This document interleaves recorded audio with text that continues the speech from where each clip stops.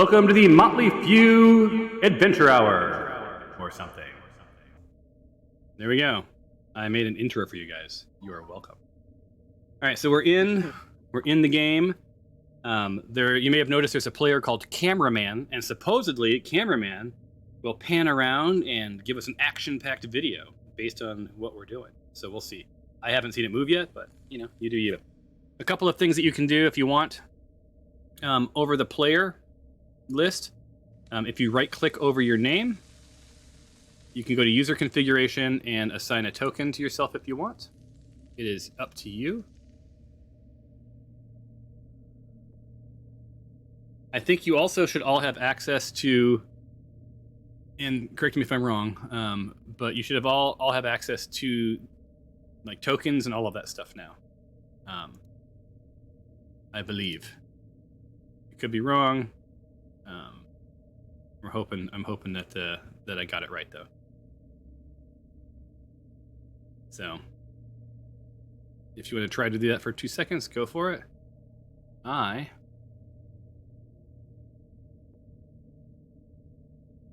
Select file. Save configuration.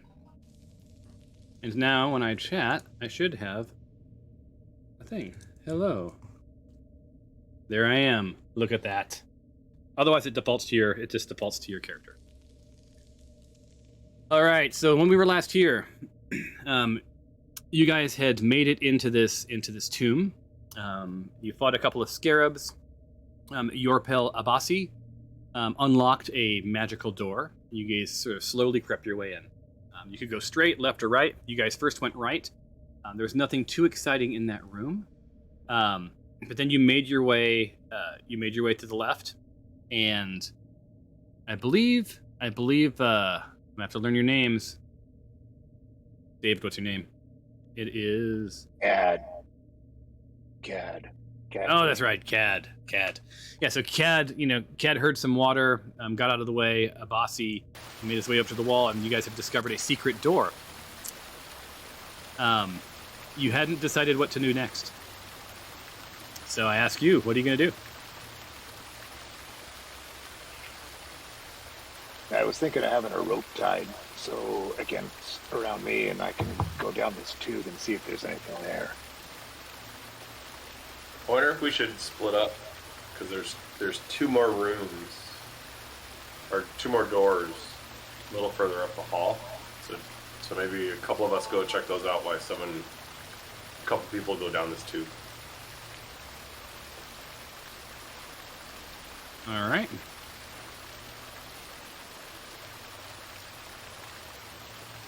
Is that the plan? It seems kind of risky not knowing what we're up against. So do you guys want you want the narrative again? Yes, narrative is. All right, so I believe you are in a sarcophagi room.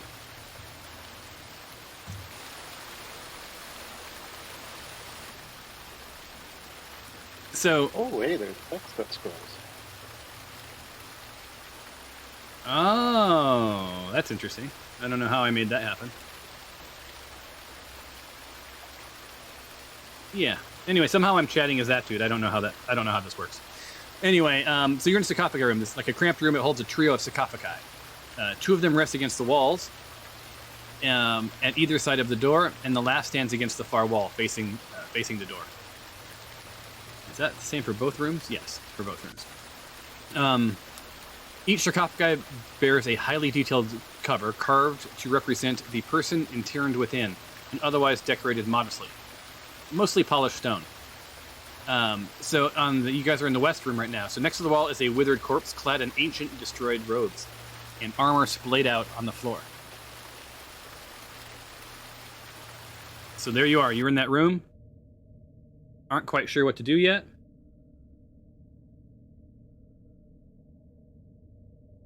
With Horbeck not here, who wants to be the voice of the team?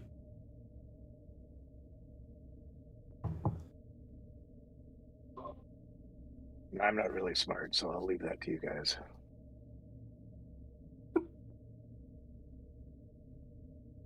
Sounds good. I would suggest either we split up or we go check out these other 2 rooms, which I'm assuming are going to be similar, like small rooms, because before we leave this area, I think we should explore we're them. coming back from the tunnel. Yeah, agreed. Let's go check out those other rooms real quick. All right, so you guys are going to head north? All right, drive your characters. I ask you to stop at the next set of doors.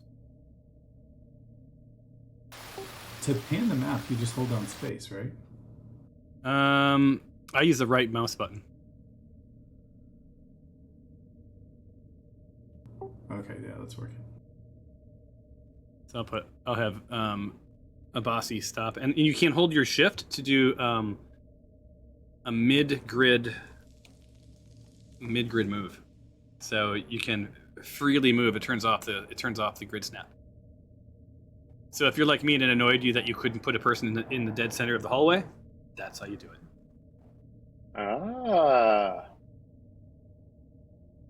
Don't forget, the direction you move is the direction you'll be facing. All right, so there's where are we at now?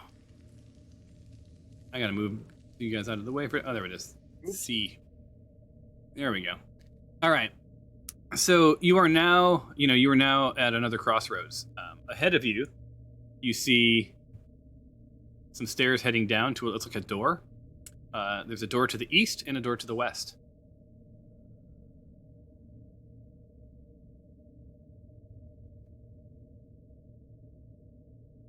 What are you guys going to do? Don't forget you're playing D&D. You can ask, like, do we hear anything, see anything, smell anything? Do I have a case of the feels? That sort of thing. Do I hear anything when I press my ear against the east door? All right. Why don't you go ahead and roll a perception check?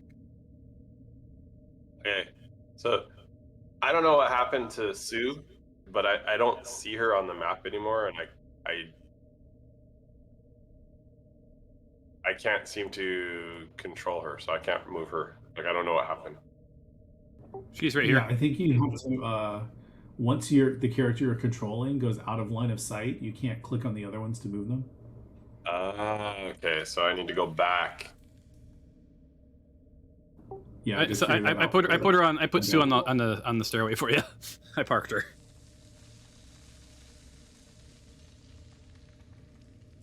Okay. All right, so Mr. Pribben, roll a perception check, and do that, I rolled, and I got a 6. I did not notice that. Sorry. You got a 6. Okay. That's an unfortunate I got roll. a lovely 6. It is. Yeah, at least you didn't fumble and crash through the door. And at least I am not in battle, so that's okay. Yeah. So what door did you do that to? it doesn't really matter. He did the east one. Okay. I want to search for traps and like jiggle the door knob a little bit. And Which doorknob? Say, hello? The west one, the one I'm next to.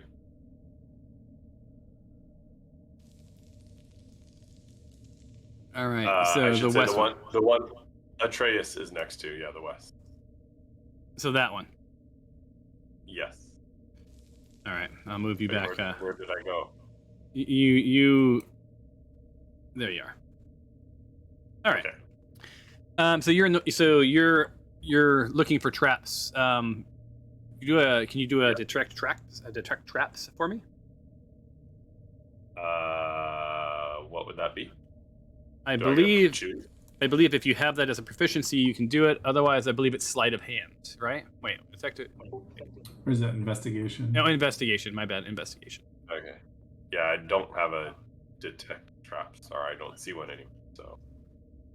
Yeah. So investigation. Yeah, but a rogue should be able to. I'm not a rogue, but. You rolled a 25, so that's good. All right. So you're in the west room, correct? Yes. I was looking at the west wing. All right. So you don't detect any traps. Nothing seems fishy. The door seems to be unlocked. It seems that you could turn the handle and walk right in. All right. Should I open up the door and just go for it?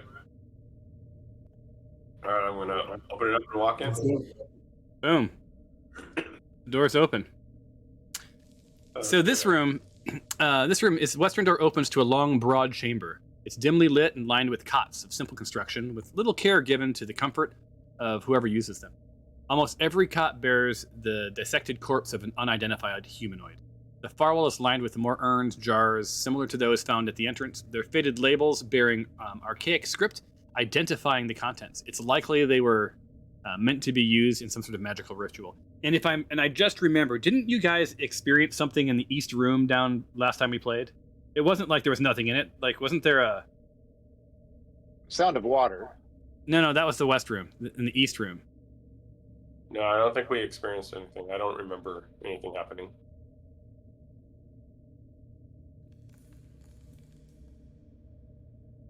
So in the East Room, there was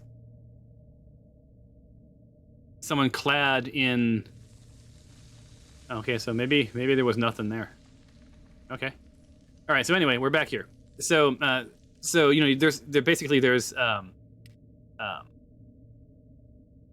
a bunch of sort of unidentifiable humanoids, right? There's more jars. There's like you found at the entrance. Do I recognize any of the writing on the jars? Like, can I read any of it, or?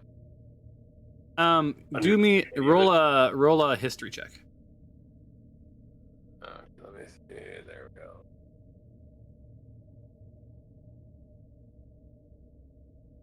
Woohoo! Yeah. Yeah, I wish I could say you don't even know if they're words. They're these are what we would call in that other game a glory roll. Hold on. Can I cast comprehend languages on it? Yeah, go ahead. Does that use a spell slot or is that a cantrip? It does use a spell slot. Is that your choice? Do I just roll it and it'll use it? I don't see anywhere where I can mark a spell slot off. Comprehend languages. Let me look at your character sheet. It's the first time we've had to do a thing. So that's under what, spells? Spellbook? Yeah, spells first level, comprehend languages. Yeah, so it looks like you roll. It takes one action. Even though we're not in combat? Well, I think that, if I'm not mistaken, it's to tell me how much you comprehend. Okay. I think. Let me open up I'm learning a tool like you guys are. Oh, I'm sorry. So, okay, so all that does is, so the roll also means apply. Okay, so now we've learned a thing. The dice means roll or enable. So for the next hour, you comprehend languages. Right, so you understand the literal meaning of any spoken language that you hear. You understand that any written language that you see, but you must be touching the surface on which the words are written. It takes about 1 minute to read a page of text. So if you were in combat, it would take 10 rounds. It doesn't decode secret messages or glyphs, right? Yeah. Like an arcane symbol. So yeah. So you've got it going on. I'll touch one of the jars and see if I understand. I'm not going to open it or anything. I'm going to touch it so I can see if I can understand what it says. Yeah. So you see these jars. Oh, there's a little icon for comprehend languages on you. So in these little jars, and these symbols indicate that these were priests, right? Looks like, from what you can tell, it's written in the Inchubati culture. I want to say language, but I don't know this well enough to know if it's a language. So your DM did not expect this moment.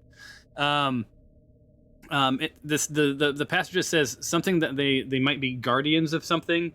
You're having a hard time sort of making out exactly what it is. You could spend the next 10 minutes studying it if you want to know more deeply what it is. But sort of your cursory view is that there's some sort of the guardian priests of something.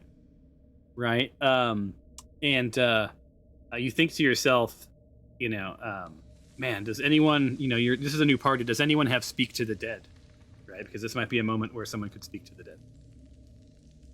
Okay, yeah, I turn to everybody and let them know kind of what I gathered from this stuff.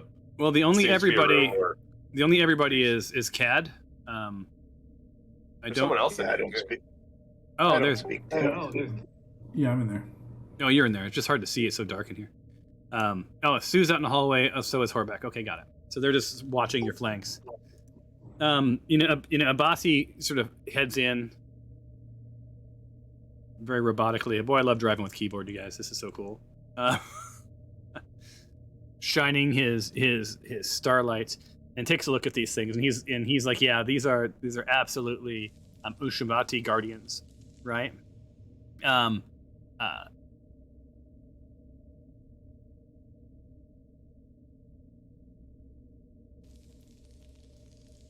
Should we Hold go on. to the other side and open up the next door?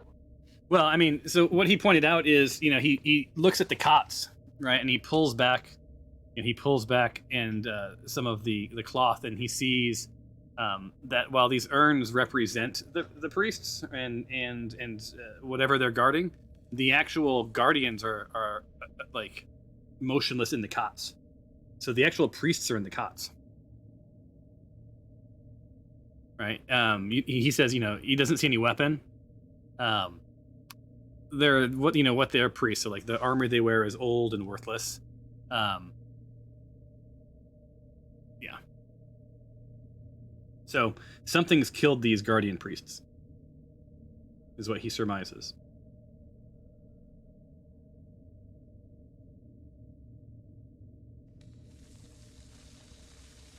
All right, let's move on and open the next door.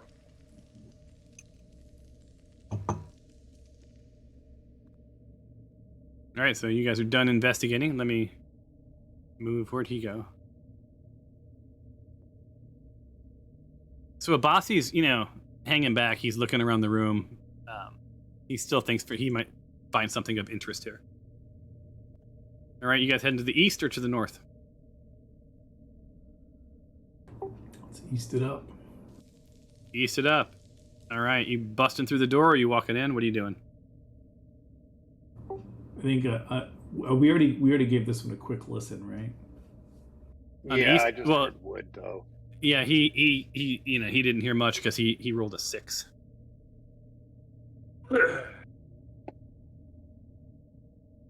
Someone else can have a listen though. All right. Let me just real quick see. Or here.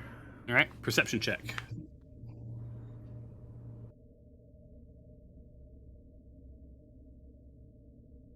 I'm not hearing any dice rolling. Are you guys hearing sounds for dice? No. Only my own when I rolled. I think that's. I'm gonna look at my settings because it's frustrating to not know when someone rolled. So that would be under dice. So nice. Dice. So nice. Player's choice. Room area. Huh. I don't see any settings for that. I swear I heard you guys rolling every other time. I mean, I don't know what's going on here. Do you want me to do a roll just to try? See if I can hear mine again? I'm gonna roll mine just to see if I can hear my own. Nope, I hear nothing. No, I heard nothing. I can move my dice around and game it. So you heard nothing on mine either, right? No. Oh, that's And I didn't hear unfortunate. anything on mine. So you didn't hear anything on yours either? No, not this time. I heard what like a dice roll. You did? Did you? Yeah, maybe your ambient or your interface volume is down. How do you turn that up?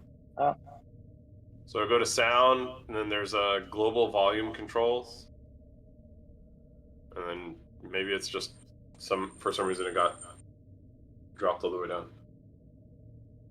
Mine's up, and I didn't hear that dice. Yeah, I just cranked mine back up. Let me see. Unless I'm hearing it through your computer, maybe like, you know what I mean, not actually hearing it through my system. Let me roll. Nothing. Oh, I heard. didn't hear. I didn't hear anything. I didn't hear that. I don't understand, you guys. I do not understand. Yeah, I could have sworn last time I was able to hear people's dice. I know. I know I did as well. I'm not sure what's happened.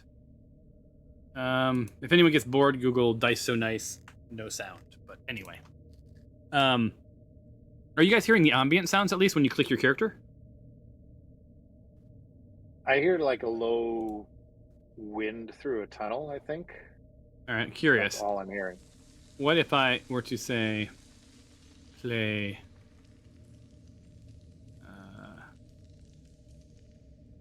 this?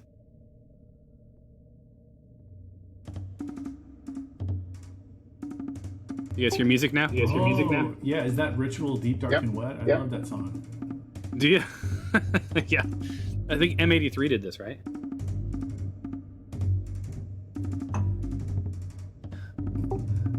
Yeah, the other one I think is just super low. Yeah, I turned up the interface one, but like it's it doesn't seem to have changed anything. I mean, you know what I can do? I can try exiting and going back into it. It'll take you like 2 seconds. Let's try that.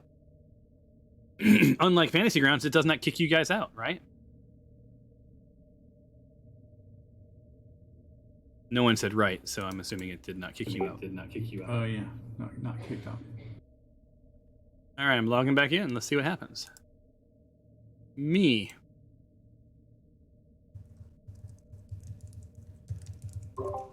Could also be if you go to Dice So Nice preferences, there is a sound volume, so maybe that somehow got.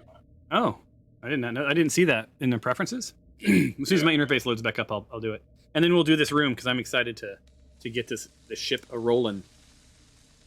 Yeah, that didn't work. I still can't hear my dice. Oh, you can't hear your dice either. I thought you could hear dice. I thought I did, but after you rolled a couple times, I couldn't hear anything. Honestly, I swear I heard some at some point tonight, but it seems pretty random. I don't know when I did. Let's see. Oh.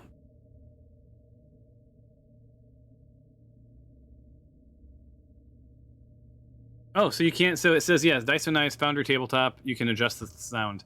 I don't really want to troubleshoot this. I think this is a minor annoyance. So I'm not going to worry about it too much. So for some reason, under preferences, there's a option that says hide FX. If you set that to none, it seems to be working. Well, here's a more of a fun fact. I can no longer move my canvas around. Oh wait, there he goes. Let me try a different mouse. There we go. So go under where now? Settings. So go settings, Dice So Nice, and then preference, special effects. No, Okay. wait, where was it? Yeah, preference. Where's preference? And then go, so there should be there's the third one down, hide FX.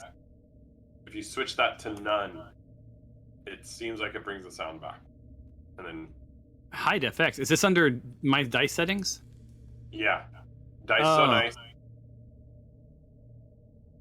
And then okay, dice. So texture, click material, right. font. Yeah, and then go. So at the top, once you hit my dice settings, there's appearance, preferences, special effects. You want preferences, Uh huh. and then hide FX set to none. And it seemed when I test roll, I can hear really faintly dice, but I can hear it. Oh, I hear it now. That was weird. How did you decide? How did you figure that out? I Just can make start it, playing around. and I'm gonna put it on a wooden table to be super annoying. Let's see. Oh, that's better. All right. So we learned a thing. I didn't even know those tabs were up there, you guys. All right, save. Did you guys hear my dice roll when I did it that time? I heard that. Whoever did it. Yep. I Me didn't, too. I didn't Me hear too. it. I totally heard it in the settings when I was doing test rolls, but Yeah, I don't know. Now let me try and do a roll here. Okay, I heard it when I did it. Yeah, I did not hear that roll. So did you hit save and like save and then save again? Save and then save again. Yep. Keep monkeying with it. Meanwhile, Mr. Bowl, did you roll behind this stream? Did you roll a perception check? Yeah, I rolled like 20. I rolled a 20, so I'll take that one. Wait, did you really roll a 20? Yeah, actually I did. No, but I think my first one was like a 15 if you go up a little bit. Yeah. Okay. 8 minutes ago, 15. All right. Give me 1 second.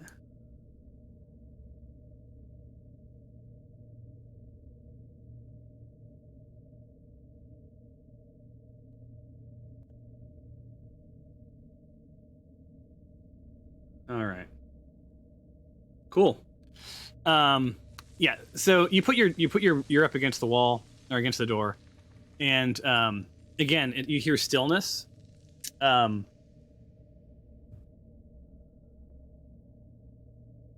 that's it. That's all you hear. That pause was me opening back up my narration since I rebooted, or since I restarted my thing. My notes are all gone. So yeah, you don't hear anything out of the ordinary. All right, should we crack it open? Sure. All right. Did we lose Curtis? No, I had to go downstairs for a second. Okay. Oh, sorry. I don't know why I thought that was Melon's avatar. Elite. It's elite monkey. I believe it's probably Actually, the monkey elite. came from a old legend into the west. But All right, so Cliff, I'm sorry, Dob, you just opening up the door. What's the deal? How are we doing this? I'm gonna open it up slowly. All right, so Dob, what is your dex score? Oh, I'm glad you asked. My dexterity is like It is. Wait. I'll look. Your dex is like 100. oh, holy crap! You got a +5. Yeah. Yeah. So this door just like silently like swings, full open, and you find yourself looking into the east chamber. Right. So in the distant center of this room, between the beds, a battered, broken man made of stone kneels on shattered legs, carved with all manner of magical symbols. His eyes glimmer faintly with light as he hefts a battered weapon with one of his working arms. Arrayed around this construct are the remnants of several other stone men, not unlike him, though he appears more elaborate than those scattered on the floor, honestly. In a strained voice, the Guardian declares, "You will not have this one. I am the last. You must go through me." behind the last, laid atop a single untouched cot, is a sleeping figure clad in robes and armor like the rest. Unlike the others, her equipment has not fallen into decay and rust with the passage of time. She appears to be a bald woman in her early 20s, uninjured and seemingly asleep. And this is what I thought we did last week. I guess I dreamt it.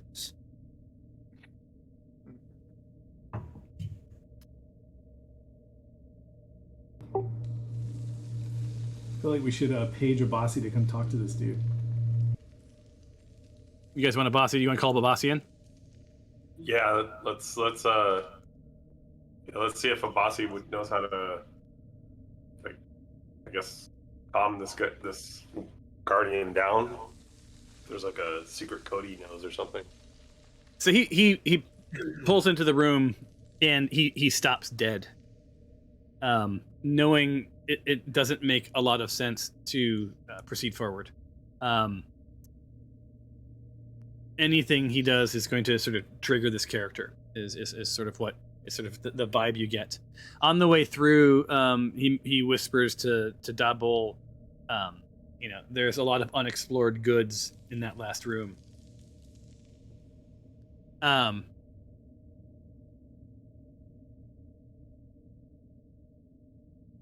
Abasi suggests that instead of rushing the last, you consider speaking to him.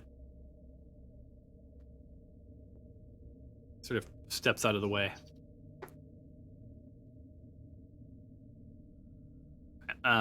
He doesn't suggest that all of you pop into the room, but maybe one or two of you at the most.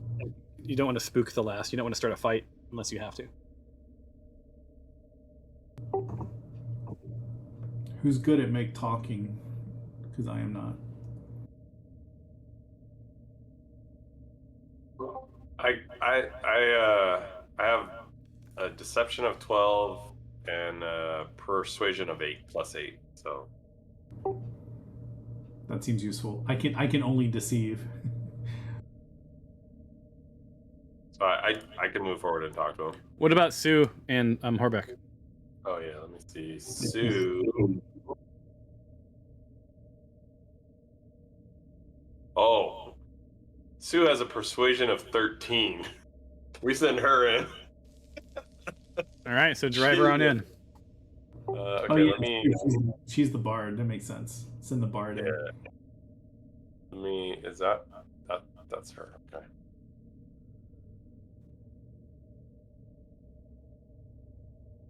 All right, give me your best Melan voice. Yeah, I already said at the beginning. I'm not doing her excited voice. Okay, let me think what she would. I mean, I've only played with her the one time on this character, so maybe she would say something like, "Hi, how's it going? So, what you guarding here?" I guard the sleeper. I can't move.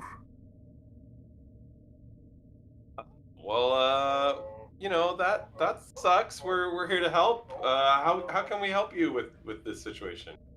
Do you want to move? I think I want to move. I can't remember. It's been so long. I am the last, and I was the first. Well, our friend Abasi here, he's from your same monkdom. Maybe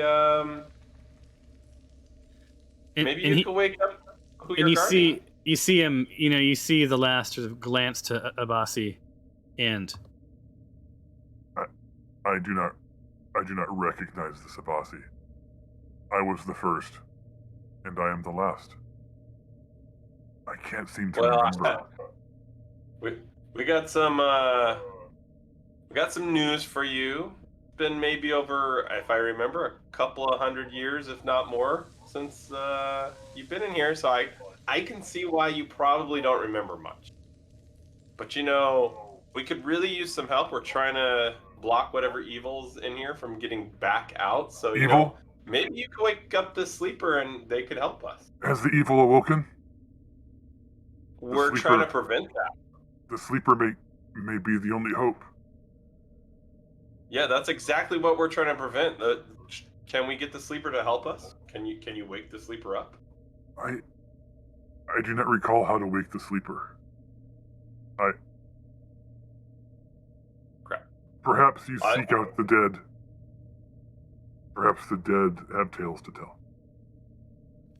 I cannot move. Why can I not move?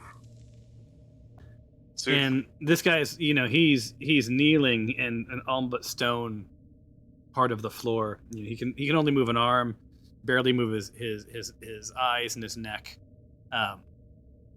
Probably wouldn't put up too much of a fight if it had come to fisticuffs. But this guy doesn't have much to offer other than perhaps the sleeper can help, and perhaps the dead can, the dead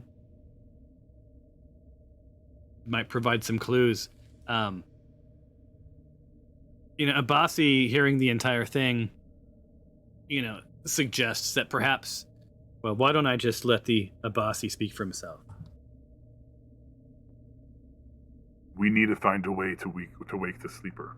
If she is what stands between us and this evil, we must find a way.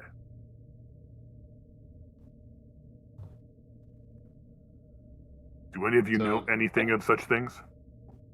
Can anyone talk to the dead? He suggested we talk.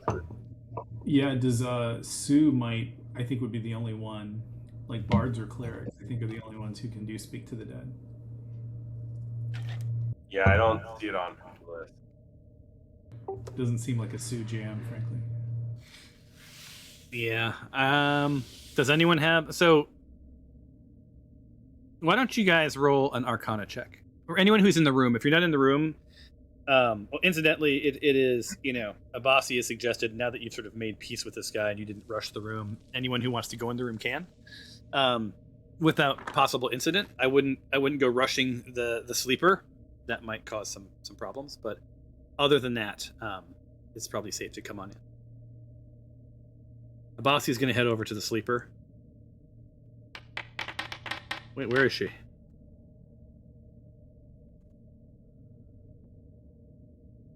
I don't see the sleeper.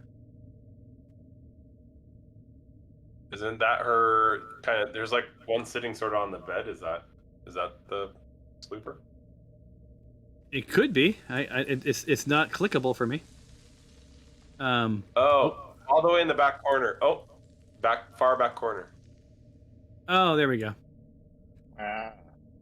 I think, I don't know about you guys. I think I need to crank up the global illumination just a little bit because I'm not seeing on my own screen anything. I was barely able to see that person back there. I just happened to roll over and it said uninjured, and I was like, oh, there must be someone there. What if I went and transitioned to daylight? Did that help a little bit? Yep. Oh, that's almost too bright, though. That removes all of the mystery. Yeah. All right. So, yeah. So there's the dead. There's Kessie. Abasi's gonna head on over, right, and sort of study, right. He sort of calls back this. We've got to find a way to wake the sleeper.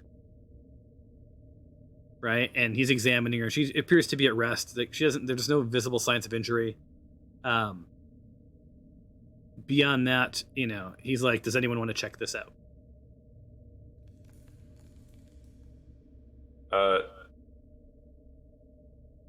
Sue turns back to the Guardian and asks the Guardian if he remembers, maybe the jars have something to do with waking. I don't recall. The sleeper is our only hope. I was the first. I'll be the last. Yes. First and last. Cool. So he's just a vessel of information, right? Guaranteed to delight the adventurers that pass his way. So I think at this point, what would Sue do? What would Horbeck would probably? Who's playing Horbeck? I've got Horbeck, but Horbeck's kind of a hit stuff dude. So he's a tank. He's more of a tank dude. Who's your caster?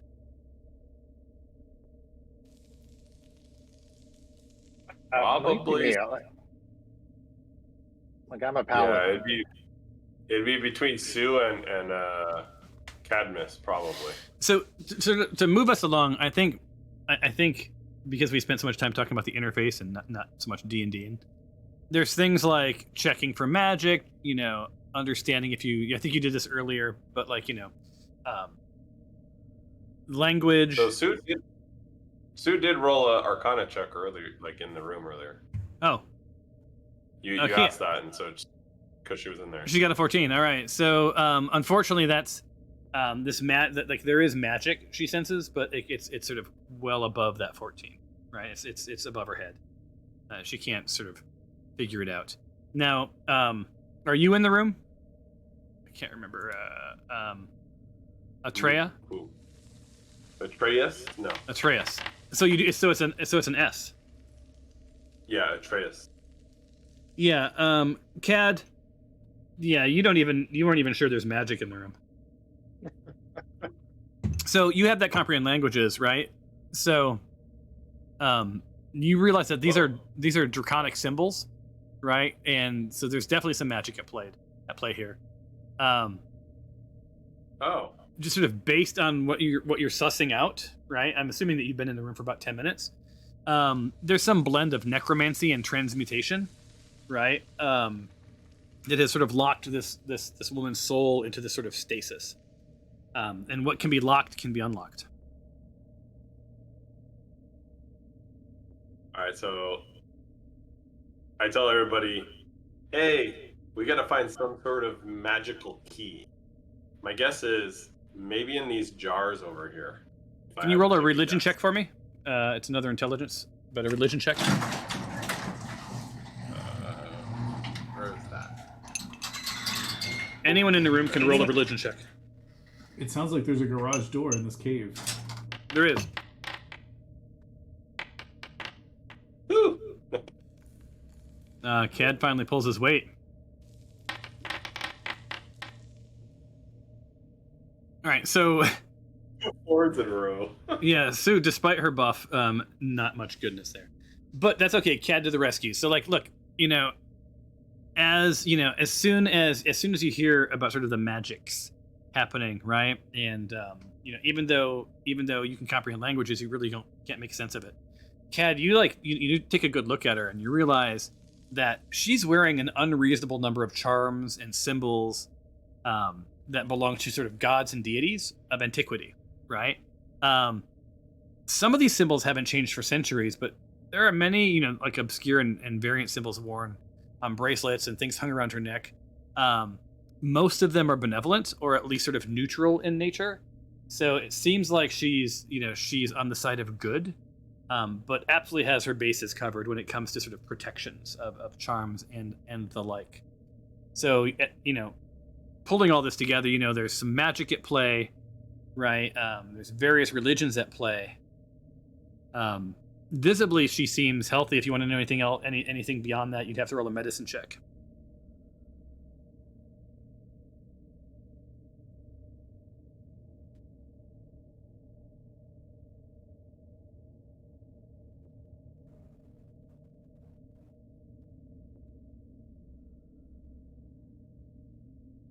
I'm waiting to know if anyone wants to do that or if they're going to just move on. If you guys are going to move on, what are you doing?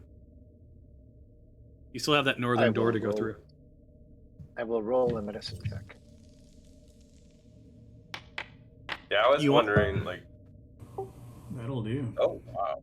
Yeah, that was a solid roll for Cat again. So Cat again, busts out, now that I've laid down the law on religion, right? I also know about medicine. Yeah, I am Quinn, medicine woman. I watched a lot of that on TV. I watched a lot of Quincy, right? So, he knows, he's wise in the ways of St. Elmo's place. No, that's not what was the hotel or the hospital? I was thinking of St. Elmo's Fire. That's not it. Anyway, there was some hospital thing. Anyway, yeah. So you do this. You check this medicine out, and she is unbelievably uninjured and in really good health, right? She doesn't have a pulse, and she's not breathing. But when you touch her skin, she feels warm to the touch, slightly cool, but warm. In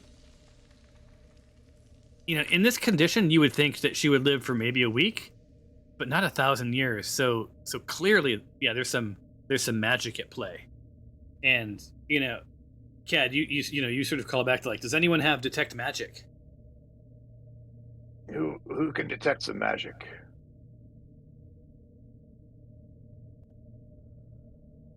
And sorry, DM, have we gained the trust from this protector to come close to her? Yeah. He's not. He seems he knows that you want to wake her, but he's sort of dumb, right? At this point, okay. He's lost his capacity to sort of know things.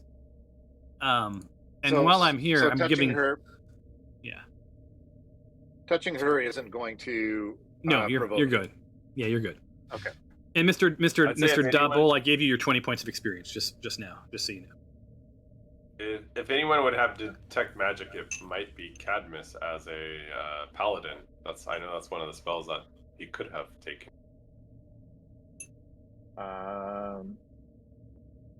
I actually believe I do have detect magic.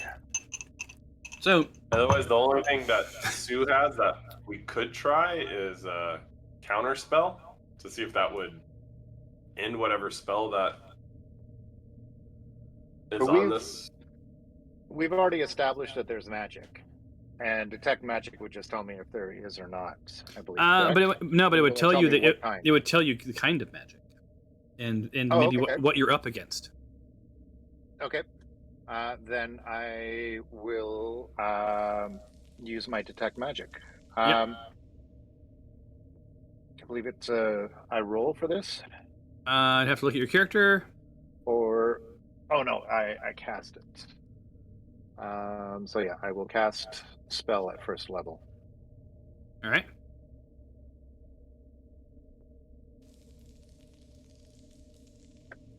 $18. So very close. Did someone just throw down a spell? That was you, I right? did, Dave? yeah. That was me.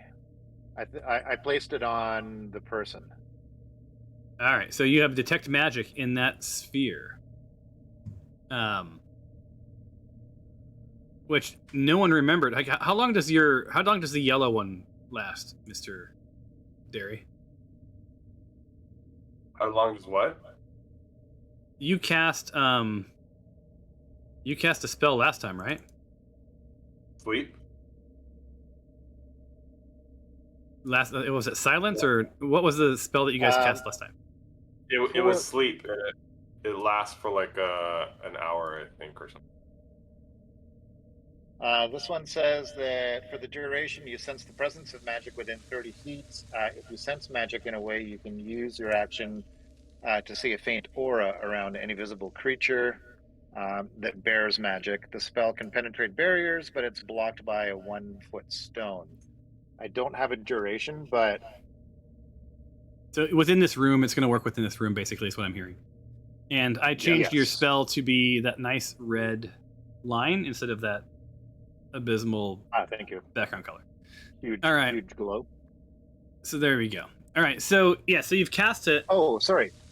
10 minutes. 10 minutes. 10 minutes is what it lasts. Yeah. All right. So you cast it, and you recognize that, yeah, there's powerful magic effect on that woman, right? That's the only like medicinal way that she could still be alive. It's a blend of necromancy and transmutation. No. You know, the spell affecting this woman is at least, you think, 10th level, right? That means you'd probably need about a DC 20 spellcasting ability check to overcome it, right? So, you know, I don't know if any of you guys that are rolling at that level right now, but you're welcome to try. So, you know that it can, if someone has Dispel Magic and they hit a DC 20, that's all it'll take. Otherwise, where there's magic, there's a way to wake her. So there's probably some other thing that you can do. And that's what Well, I you was know. gonna say, even if you had Dispel Magic, it wouldn't roll a dice. It would just say you cast Dispel Magic. So you, like, how would we do that? And it says a DC 20 spellcasting ability check. So there's an ability check. Okay. Somewhere. So this Atreus talking. Well, I'm assuming Cadmus kind of has relayed what he's learned to. Yes. Okay. She, I gotta imagine in one of these rooms there has to be something that will help us wake her. They wouldn't just not put her to sleep, because they obviously kept her here as a way to protect against the evil queen. So I wonder if we check those jars, and like all the jars, maybe there's something in these jars. I was going to start removing some of the religious artifacts on her. the dungeon master had said, I think, that she has some necklaces or brooches or something. Yeah, indeed. Okay. So slowly I start to remove some of these religious artifacts one by one to see if it might break the spell that she's under. All right. So how are you doing this? With my hands and very, very carefully, one by one. All right. So, you reach down to withdraw one of the charms, and the last strikes out and holds his sword towards you and says, "That is not the way." Okay. All right. I'll back up. So he's not convinced that you're not going to hurt her. How can I convince you that I mean no harm? Whoa, you're echoey. What? Yeah, I don't know why I'm echoey. I don't know. You're not echoey now. I don't know what happened.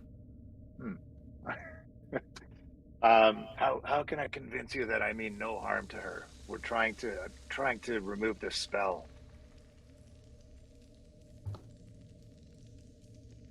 You must find the parts. I just can't remember. Yeah, let's look in these pots. All right. So Yeah, I start opening the pot closest to me. I'm down at the bottom. all right. So you look in the pot, and what you find that there are several sort of scroll cases filled with these sort of archonic diagrams. At first, they look like gibberish, but when you lay them out, they seem to be some sort of full of magical notations. Can you roll an Arcana for me?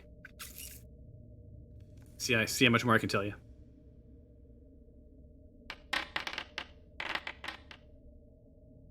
Oh, just barely. So it seems that whatever magic's at play here draws the life of others to give to the sleeper. And that explains some of the dead. Right? They've been laid in this cot to keep the sleeper alive until the moment that she needs to be awakened.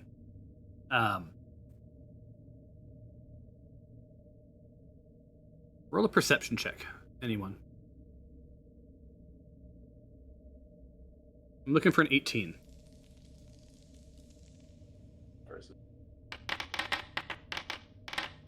That is not an 18. That is a 3. Got an 18. Look at that. All right. So Cad is on fire tonight. Yeah. So you find several sealed potions, in this crate near one of the beds. The labels have sort of faded off, but the caps are etched with some symbols that might identify the contents. Right? Does anyone have a proficiency with alchemists or herbalist tools? Let me check my character.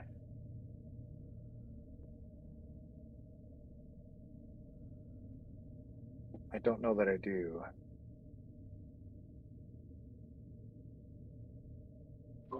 Yeah, where would you see those proficiencies? You would see. That I don't know this tool. I can tell you we're in Fantasy Grounds. It would be a proficiency of +4. Yeah, it should be on your. Let me look at somebody's screen. Tell you where it would be on there. So it should be on your attributes. For instance, like I'm looking at Cad, he has armor proficiencies, tool proficiencies. Oh, here.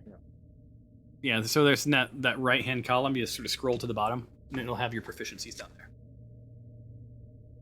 And I guess I could do what I would do in Fantasy Grounds and just look for you as well. Tool proficiencies. Mr. Dole has Thieves Tool, Dice Set, Prisoner's Kit.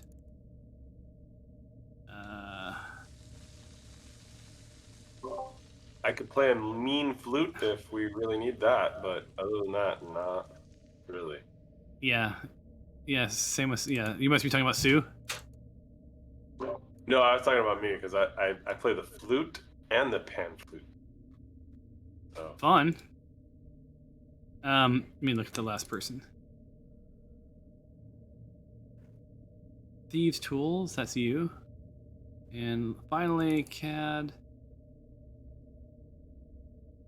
Sorry, none of you have a proficiency. So no one can really make out sort of what's in these bottles, right? Sorry. Even with my comprehend languages, I can't understand. No, because these are potions, right? So the language isn't going to help you here. Like, the labels are too faded, but someone proficient in herbalism or alchemy, right, would be able to identify what the potions are. I'm happy to, you see 4, 6, 7. There's 8 of them, right? There's 8 potions if you would like them. Can I take a piece of paper and put it on top of the label and try to like take some ink that I have and kind of like you do with a crayon and see if I could uncover what it used to say? It's the pencil trick from every detective show. Yeah, like, that's interesting. I don't know what that check would be. Let me look at what that would be. I guess that's investigation. All right. So if you can roll, if you can get a 19, that's gonna be hard. Yeah, because you're not really proficient in anything. So this is a real reach. But I like your moxie. I'm a good investigator. Can I give it a shot? Give it a shot. All right.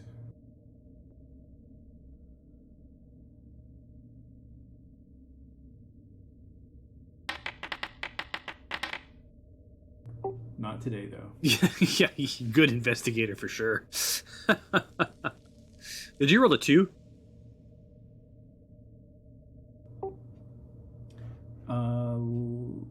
It's hard to say because it says 1d20 plus 2 plus 4 equals 12. So I guess you rolled an 8. I think I rolled a 6. A 6. I'm sorry, 6. Yeah. Yeah. So the question is, do you guys want these things? I mean, They'll be unidentified. I would like to take them. I also realized I have a 3rd level spell of Dispel Magic. You might. Well, that's a blast from the past. So do you still want these? Do you still want these? I still do want those. Okay.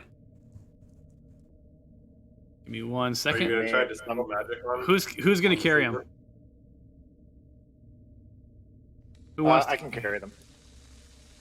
All right. I'm a little curious with this magic, even though I don't know what it is. I may just sit in the corner and mix some vials.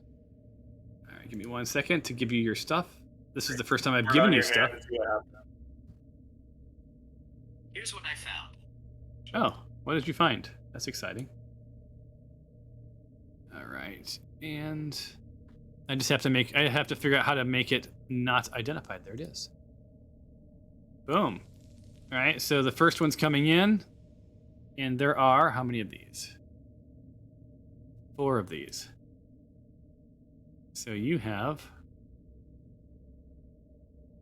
4 of those. Sure. 1, 2. We go back to the other room and see if the vials are similar in the other room. We didn't really look at those.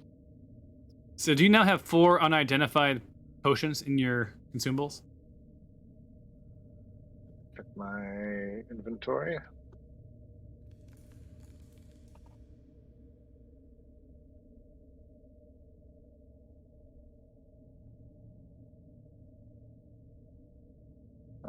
Potion of greater healing.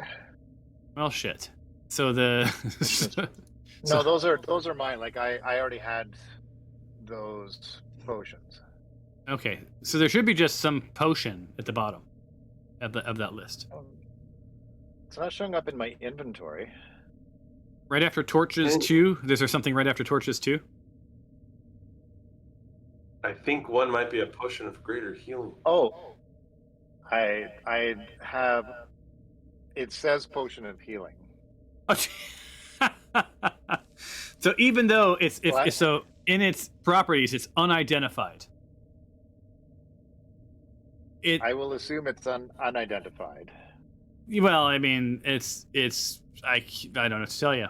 So, in Fantasy Grounds, there's a little button that you says ID'd or not ID'd, right? And if it's not ID'd, it gives you a different description. So instead of saying potion of healing, it would say mysterious potion. So +1 in the Fantasy Grounds column on this one. Let me drop the other ones in. What else was there? That 4 of those, 2 of these. Okay, hold on. I hate when you click into the search, it does not clear it.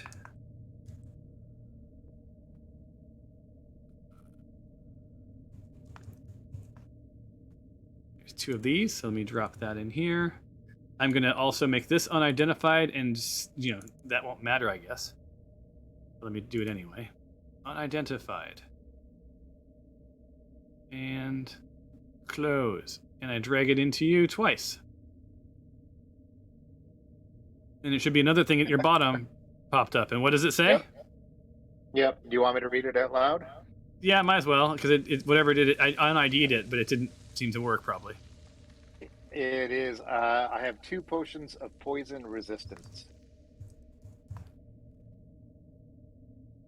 All right, here's this one, which I'm not even going to bother changing the ID level on, because why bother? I have a potion of giant strength now.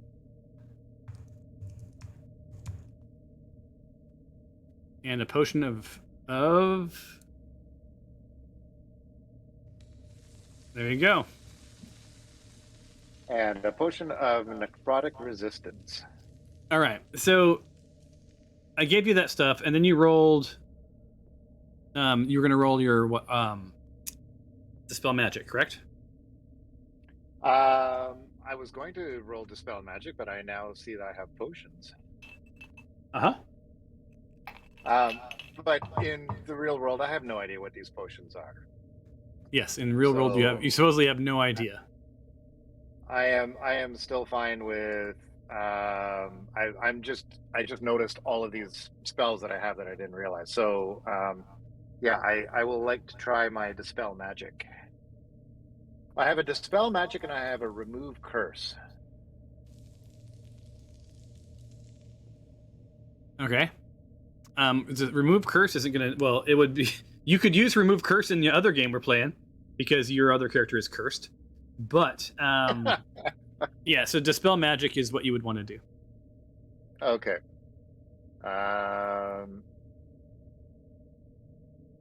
So yes, I would like to use my spell of Dispel Magic. I'm not sure how to do that. Cast a spell. You should have a spellcasting ability, right? What is your spellcasting? What's your spellcasting? What do you use for spellcasting? Like, it could be wisdom, intelligence, or charisma. Charisma, yeah, DC 14. All right, so you just need to roll a check against that. You want to try to get a 20. Okay. Do I just use one of the dice at the bottom? Because I don't. There isn't. No, it should be a check. In your action HUD, possibly. So there's like because that's you said charisma, so there's a charisma check at the very top. You have a +3. No, you have a +2. Oh, in my attributes. Yeah. Under abilities, there's a check and a save column. Just click the save or the check. They just have numbers. They're both modifiers. One's a savings throw. Yeah, it's a check one. See what happens. Does it roll a die?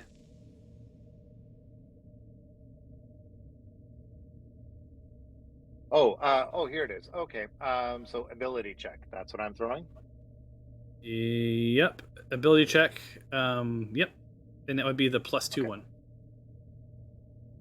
So it's not a save. Yeah. Oh, so close. You almost woke her up with a simple roll of a die. But alas, you failed. Right, you needed a 20 to wake her up. Oh, I was far from. I only got 11.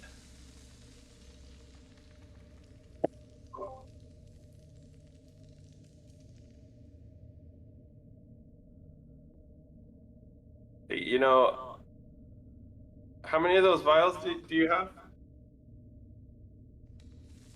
Those potions? What are you thinking? I have Identify. You choose one object that you must touch throughout the casting of the spell. If it is a magic item or some other magical imbued object, you can learn its properties and how to use them. Whether it requires attunement to use. I don't know if that would necessarily work for a potion.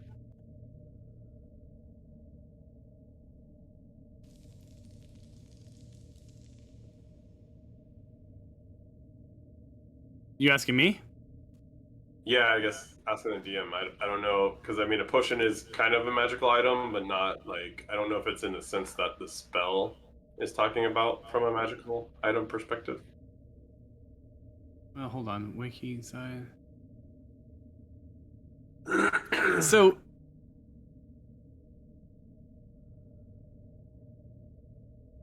you can, yeah. I mean, identify. I won't even make you like you've already identified them. It seems like a colossal waste of time to use your spell to identify something that David can see. Honestly, I mean, I don't know why. I don't know why the ID didn't work. Right. But it feels like you guys are paralyzed. Right. Like you've let's like I'll channel a little Horbeck. Right. So you've searched through you've done sort of the obvious stuff, right? You've searched through some urns, you found some stuff, right? You've talked to this dude. He seems like, it's all good, right? It's above board. Atreus, did you change your avatar? Because that looks different than what I remember. No, that's how it was when I logged in. It is different than last week, but Oh, weird. The sleepers, there's some sort of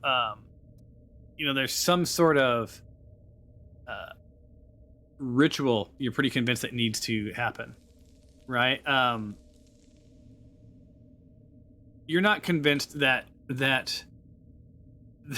these guys would be dumb enough to store the items you need in the room with the sleeper, right? Like, why would you hide the key by taping it to the lock?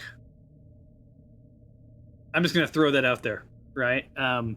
It's your DM's gentle way of saying maybe leave this room and come back to it.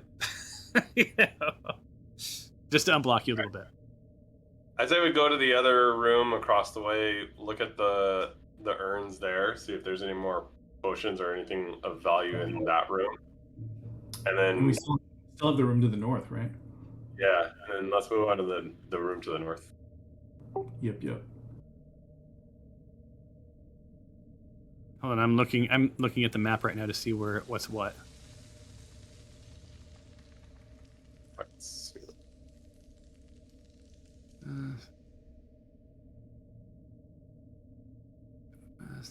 Holy crap, this is a huge...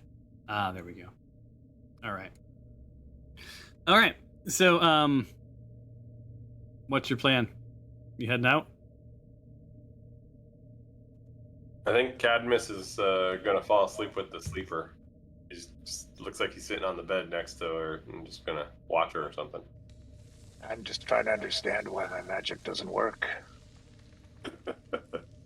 Yeah, so I went in Atreus went into the room across the way, and I'm checking out those vials, and then I say we just go to the north and go through that last big door.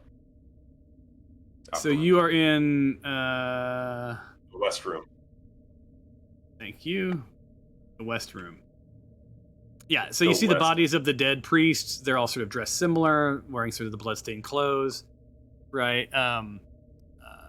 You've only like these symbols because you've gotten that role. You've only seen these in historical texts. Your choice is to either really search the room because you guys didn't really do that, or speak with the dead. Is what you keep echoing from what the last was saying. Yeah, so I'm looking in the files in this room because. So do an investigation never check at DC 18.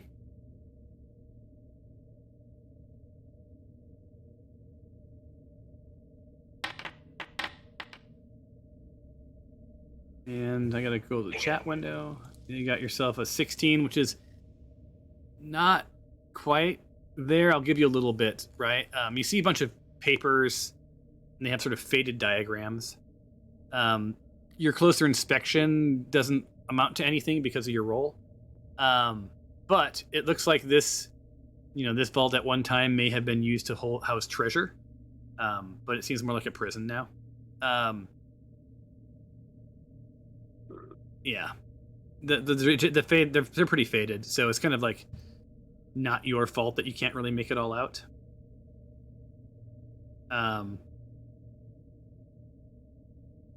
there any like hidden room? Like, does it seem like there's any chests or anything else other than the beds and these urns in this room that may be of interest? No, your spidey sense says it's going to be the same story as the East Room. Like, these are mirror images of each other. So the artifacts, the layout, other than the last not being in here, and the sleeper, the rooms are pretty much identical. So your investigations turn up roughly the same stuff for both rooms. Right, should we head to the north? The final big door then? Right, go that way. Go that way. All right, so Abasi is going to come on in. He's heading towards the north. He's going to stop, let you guys lead the way, unless you want him to open the door.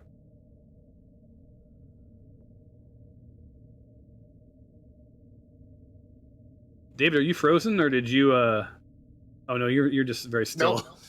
Nope.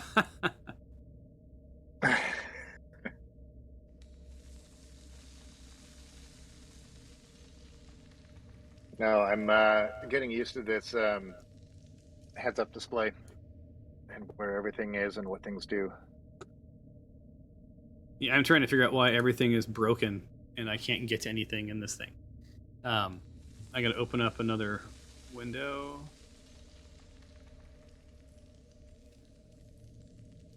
Oops, I opened up the wrong window. Appendix.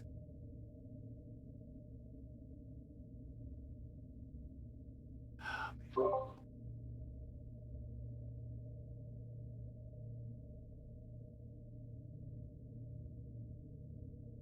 right. So, who's up against it?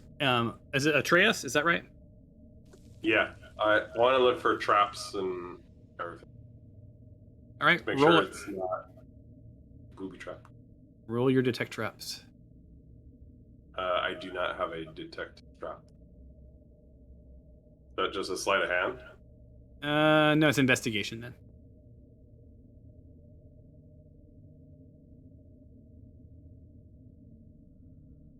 Oh, did it roll? There it is. Yeah, you got a 7. Yeah, you got a 7.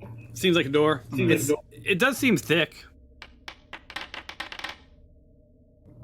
And not to be outdone, Bull rolls a 1 as well. You thank God you're not in combat. These are botch scores. Which, by the way, we got to get to some combat at some point. Jesus. I turn to Bob and go like, "It's a door, right? I think it's a door. Looks like a door." Yeah.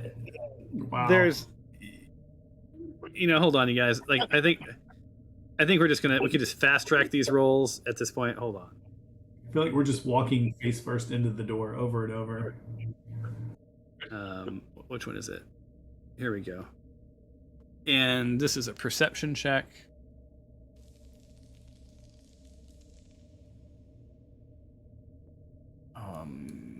How do I make it everybody? Did you guys get a request roll? Yeah, there is. Yeah. Let's go for it. This is the perception. Oh, it's only for Abasi. What? Yeah, I can't click on anything.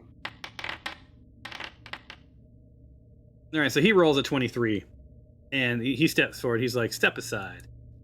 Let me take care of this." NPC And- for the.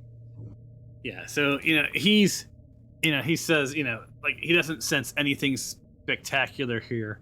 The door does sort of vibrate a bit. It feels a little mechanical, but he feels like it's safe, and he just releases the latch. And he heads in. Oh, I've grabbed the wrong person. Sorry, I'm driving somebody else. Cadmius just plows through everybody and walks into the room. So, stepping through the doorway, you find yourself standing atop a broad platform decorated with serpentine mosaics, identical to the one at the vault's entrance. A short set of stone steps leads down to a 40-foot wide circular platform suspended by heavy chains over a pit of an unknown depth. Above you, the interior of the great obelisk is visible, and from its highest point, glowing golden gems direct rays of sunlight down into the chamber. At the center of the room, the light is focused into a golden gem, where it sits affixed atop a much smaller obelisk. The light beam strikes the lower gem and casts rays of the light around the floor and through the walls, which illuminates one of the several ornate inlaid mosaics which appear to depict various stages of the day. Abasi begins to pace around the central obelisk in a mixture of surprise and reverence playing on his features. Having only ever read of the dial in damaged, incomplete text, the man begins to examine it and look in wondrous surprise. Leading from the central platform are 4 more landings, each marked with another mosaic. There's a crocodile head figure with an elaborate headdress. There's a red vulture flying under the sun. There's a jackal head with a figure on a shield, and a scorpion walking across the moon. And I'm going to put the lights back where it was supposed to be because I think I have jacked it up.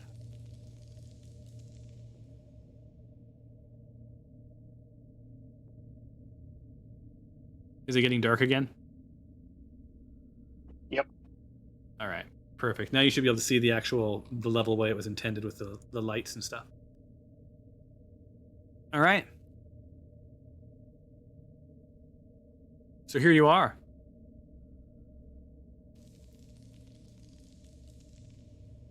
Does anyone want to go down a water slide?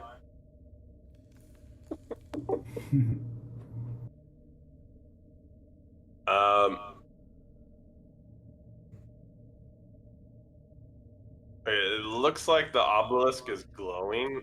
Is there, is the obelisk magical, or is that just because the light's shining on it? Well, you would have to. Well, I mean, Abasi's like it's absolutely magical. So he's, Abasi is spending a bunch of time sort of examining the dial, right? Its markings, how it works. Much to his shock, he finds that you guys may have less time than he thought.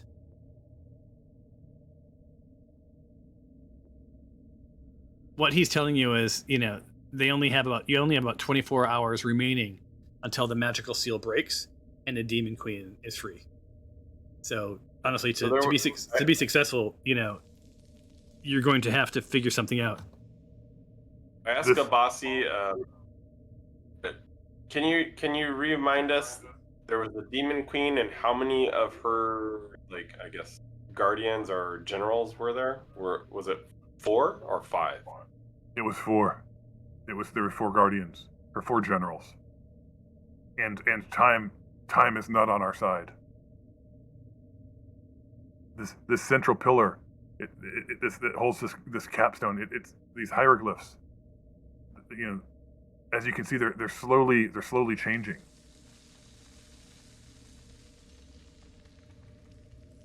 Yeah. I'm wondering if we need to wake up that sleeper, and she'll be able to kind of set things back.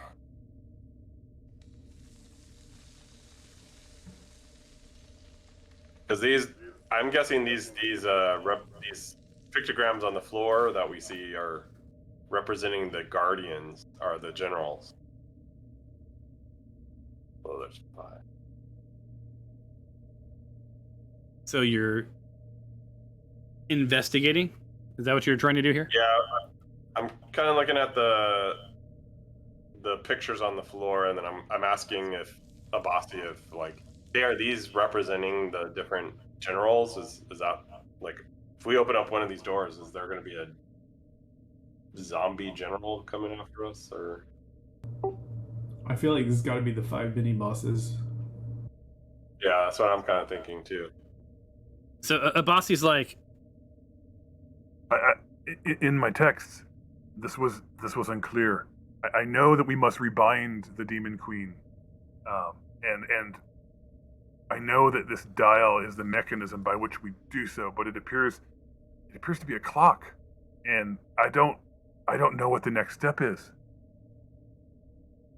I think we may need to explore a bit. Perhaps the answers will reveal themselves. All right, so I talked to the group and asked the group, hey, what do you guys think? Do we want to try to open one of these other doors? Or Yeah, go let's do back it. and go down the water slide? Oh fuck! I forgot about the water slide.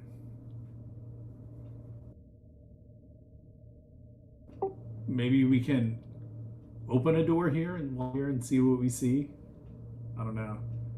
I don't know if these are like 4 different like extended sets of rooms or just a single room each. But maybe crack open a door, and then if it seems, I don't know, trivial, then we can go back. But Which one of these pictures seems less menacing? The crocodile head, the scorpion, the jackal, or the bird?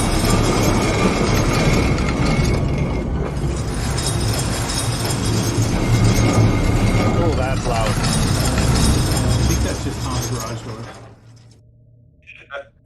That is the Demon Queen rattling her chains, trying to escape. Oh, wow, that was loud. Yeah, that was like. Well, She better get some. she is the Demon Queen rattling these these chains, trying to escape. I think, Real quick, the stuff on the floor, is the floor just kind of like flat, like stone or tile or something, or are the shapes that we're seeing, are there any like features around there? Yeah, roll an investigation just for shits and giggles for me. All right, here's a 1 coming up.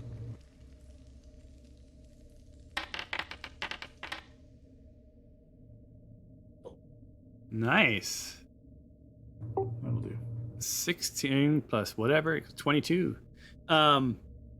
So yeah, you see that there's, these tiles are beyond decorative. That they seem to have meaning and cohesion, and there is this is some sort of a dial, according to Abasi.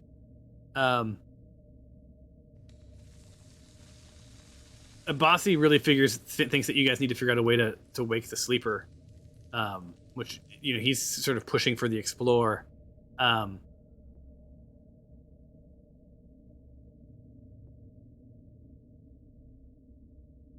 Yeah, that's all you would know. That was all you would know, even with that awesome roll.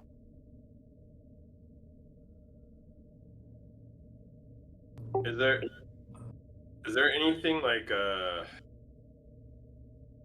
Oh wait, like I'll give you.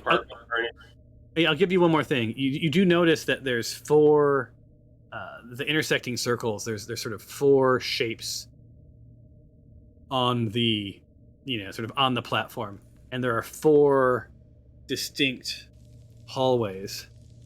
And you've watched enough movies to sort of connect that there may be something in each of those hallways that needs to be brought back to this room. Mm-hmm. Because you did get a 22, so I'll give you that. anything else is going to require more. But yeah, you see some shapes on this thing, right? So. Cad So we walks open up to. Oh, I was gonna say, Cad walks up to this door in the northwest. And what's Cad do? Cad is gonna have a listen to the door and see if he can hear anything on the other side. Roll your perception.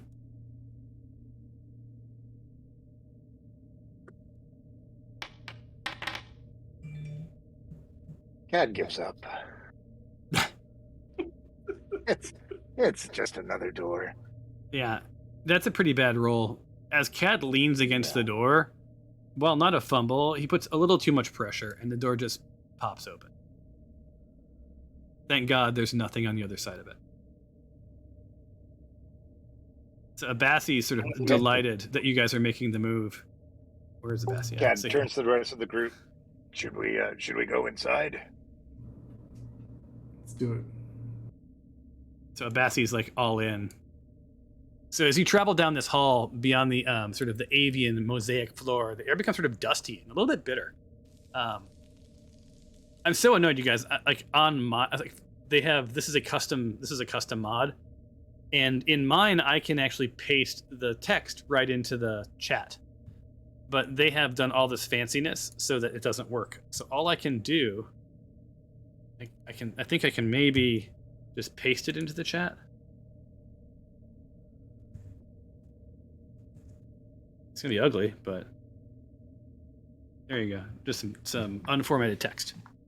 So, the light from the Dial-O-Bath only reaches so far past the entryway, being replaced by dim orange light, barely up to the task of illuminating the hallway as it sort of continues onward. Ancient urns sit against the walls in small groups and clusters. Everything in the hallway is slightly dusty from somewhere ahead. A dull, repetitive banging sound echoes off the stone walls. So Abassi stops at this first door.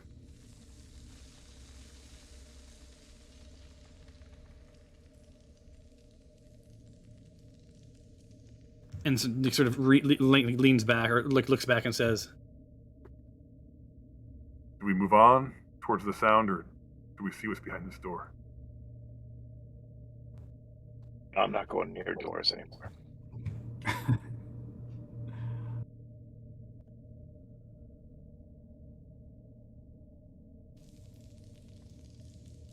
Your silence scares Abassi.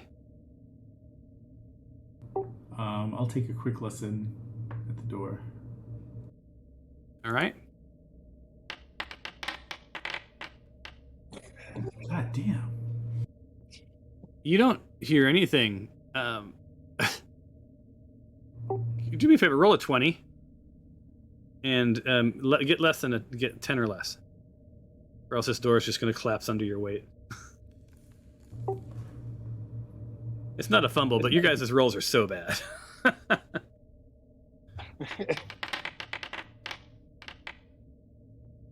Woof. So you guys see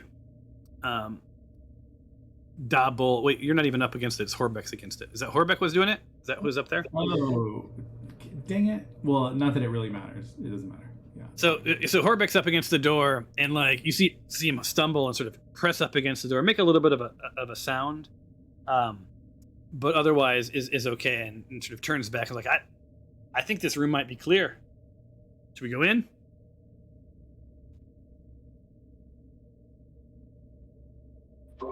Why not? I say we explore down the hall first, before we open and let anything out, just to see how many rooms are we dealing with, and then before we open any doors, really quick, and then come back and systematically go door by door. Good call. All right. So you guys sort of walk down the hall. It sort of heads to the northwest, and you see that there's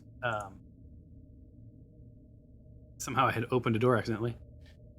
You see there's a door to the west, and then some stairs and a door to the south. All right. I'm going to light my lamp, by the way. All right, do so. I'm tired of not being able to see things. Do you miss your dark vision? I do.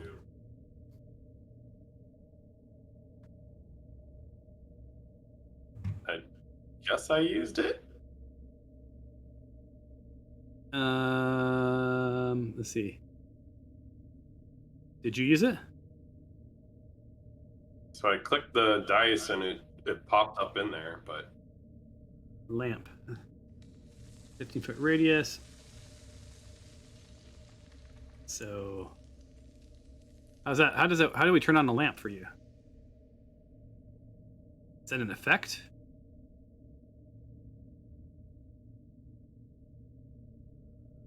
The things that we don't know, you guys. Like, I could totally do this in Fantasy Grounds. This is all cool. This is all good learning experiences. Yeah, I keep reminding myself that that's why we're here. Hold on, light. Oh, here we go. All right, I'm going to give you a light. Yeah, I found it. okay.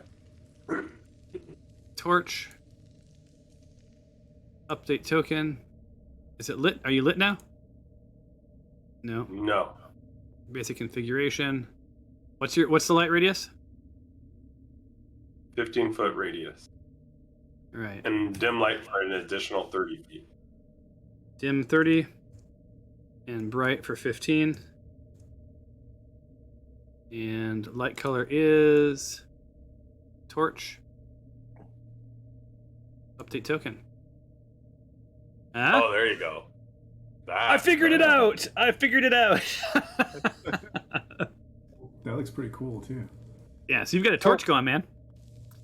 I cool. realized I do have dark vision. I don't know if because everything was really dark for me until this torch got lit. Dark vision, it doesn't make it bright. It makes it grayscale. It just makes it gray. Okay. There, I adjusted the color. I had it too pink. Now it's a real torch. All right, so doing that, I see that there's some sort of banner or sigil or something on the wall. I want to look a little bit more into that. Okay. Go ahead and do an investigation.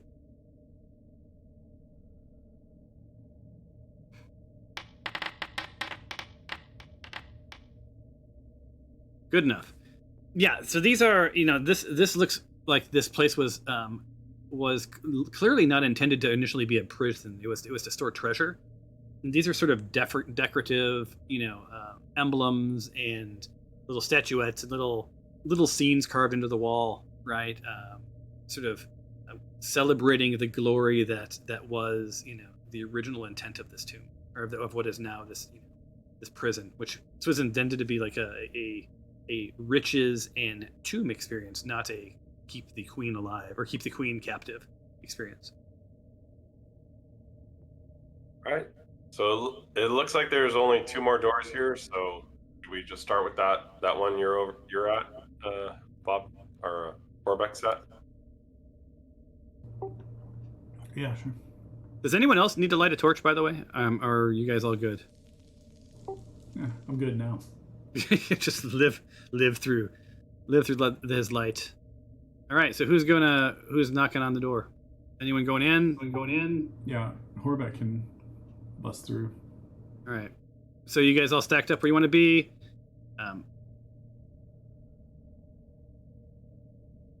So Horbeck, what room is this?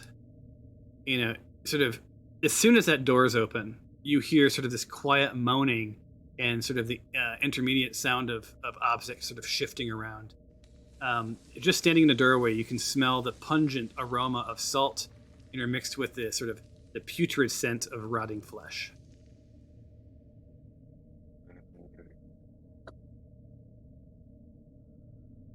Cool. So, I need you guys. First time I've said this ever in this world. Roll for initiative. I'm going to do it with some bravado. I'm sorry, I stole your thunder. Roll for initiative! But there's your vibrato. I'm going to select all of you guys, add you to the combat tracker. this is our first combat scenario. Yeah. Did you do a group roll thingy, or should Nope. we? So look at the combat tracker, and there's just a little die.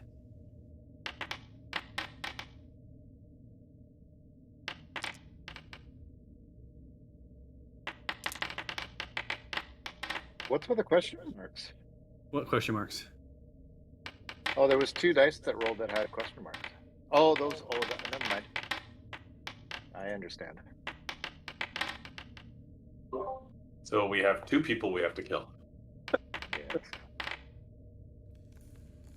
All right, and now we do this thing called begin combat. We are now in combat, and the first person up, and because this is how you're stacked up, is Cadmius Delbane. Cadmius, do you remember how to fight in D&D? It's been like 20 hours. So you can move. You can do your actions, right? Don't forget you have your power HUD.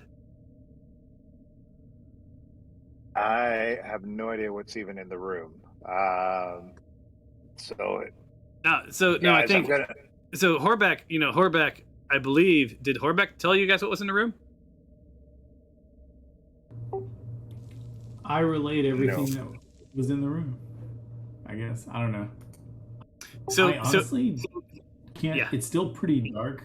Like where the way the line of sight and the shadows fall, I can kind of barely see 2 mummies. Yeah. So Horbeck sees 2 mummies. Horbeck doesn't have dark vision either, right? So the only light you guys are getting is from Atreus. So good on that. And if you were to light a torch now, it would require an action because you're in combat, just so you know. You basically, as soon as this door opens up, you guys hear, this moan of mummies, and you are now fully in battle with said mummies. Horbeck is in the doorway, so if you want to move, Cadmius, you can, push through, but it'll take half your movement to push past Horbeck. Tight spaces. I am actually going to bless the group. Bless you. As Glory would do. Do you know how to do this? How many can you bless? 3? 3 creatures, yes. So Cadmius yells out, "Who needs a blessing?" So I think we should test out how this works for giggles. What do you think? So I think I'm curious what would happen if you just blessed. Would it automatically find the people? Okay. In range, because that's what you would want automation to do. Yeah. So I press. I think I must need to actually select think people. if it's like Fantasy Grounds and you do bless without selecting people, it just blesses yourself. It assumes you just want to bless yourself. So then you do multi-select by, I think, holding a button down. Yeah, so I just did press the bless, and it said creatures are further than 90 feet away. So obviously no one was selected, so I didn't bless myself, which is good. Can you draw a box around them? How do you do that? Yeah, I'm just curious. I can only do 3. Should I try and select all 4 and see what happens? Or select 3 people? I'm just curious who the biggest fighters are, or who needs the blessing. So you can do more than 3. And sorry, I play a paladin in our other game, that's why I know. But you'll expend a higher level spell slot. So if your bless is a spell 1, as an example, and for spell slot 2, you can do 4, spell slot 3, you can do 5, etc., etc. So I see. Okay. You can do more people. Or you should, I believe that's how it works. Well, let's try just blessing 3. I'll keep it as a level 1 because I can use my other spells for other things here. All right, so right. Choose your 3. I will select Atreus.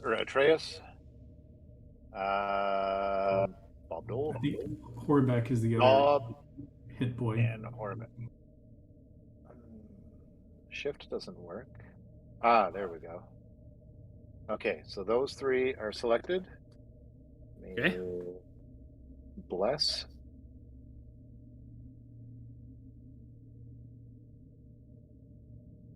We're learning.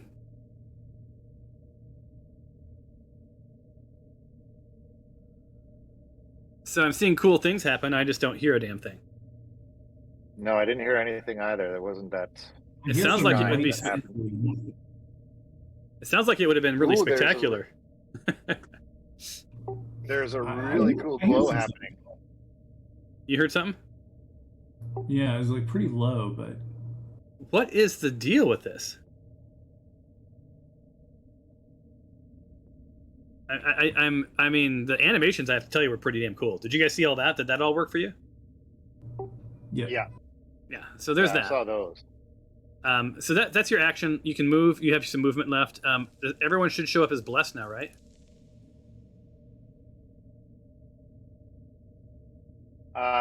Yes, there will be a little icon beside them in. Looks like a little wing sort of a thing, right? A little blue icon. Yeah.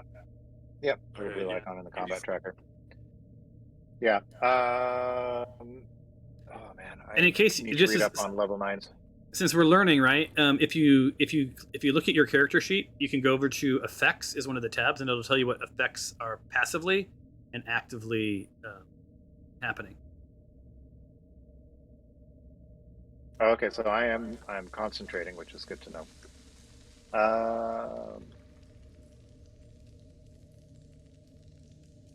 And with that, do I have a second action?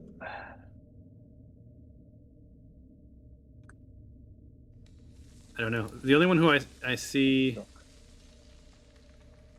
What build are you using? It says you're so there's. Oh, so just so you know, like the main action. If you look at the bars, there's a main action, bonus actions, a free action, reactions, and passing, right? And that's how you end your turn. Your bonus actions are dagger, or you have cast spell as a bonus action as well. So there's some things that you can do. Yeah. And you do have a reactionary. You have a reaction with your dagger or with your rapier. Right. Yeah. I'm going to try another piece of magic as well. Why not use them all up right away? Why not? I have a spiritual weapon, which creates a floating spectral weapon within range that lasts for the duration, Okay. or until I cast the spell again. I can only move the weapon 20 feet, but I don't know where my targets are. Okay, I can't use. I won't. That's use because that. you've not moved into any place to see, Okay. and you still have all I your. have that I'm just movement giving you a yet. hint. You do have all your movement left. Yeah. Yeah. So I am going to push past Horbeck, make my way into the room. And Is that's that as far as more you than can 30? go. That's as far as I'll let you go. Okay. Okay. So with that now, then I will use my spiritual weapon. All right. Target your targets or whatever you need to do. Before I do that, let me target. Is it multi? It's a radius or a cone or what is it? No, it is a Floating spectral weapon. yeah.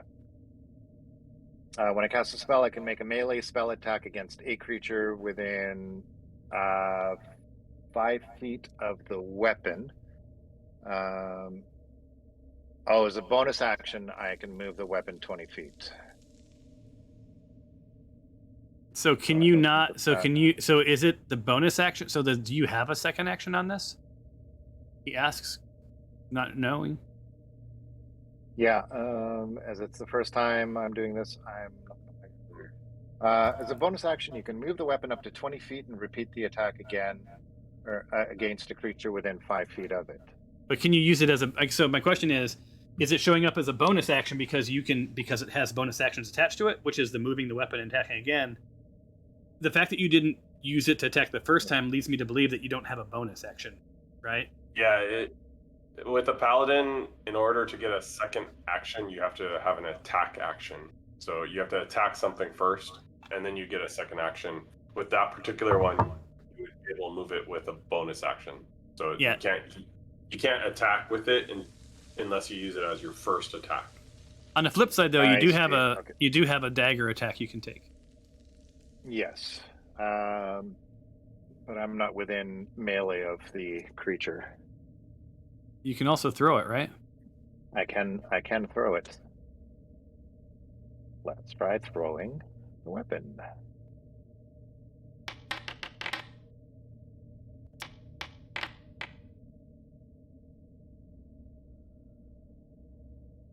Was that So it? that was a hit, and I hit the mummy, yeah.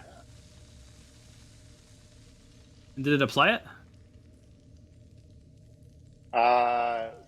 7 damage. I don't know if it applied it to the mummy or not. I didn't hear any grotesque sound. I don't know how I make it happen. So, like, I have a thing in my chat. Oh, it says barely injured. So Okay, so it already did it. It already did it. So it already did it, yeah. So the one mummy is completely uninjured, and this one is now barely injured. So, yep. Okay, so what? It So hits what the happened mummy. here? This is one of the things I have to remind myself. We're testing this out. That's why we're being so clumsy.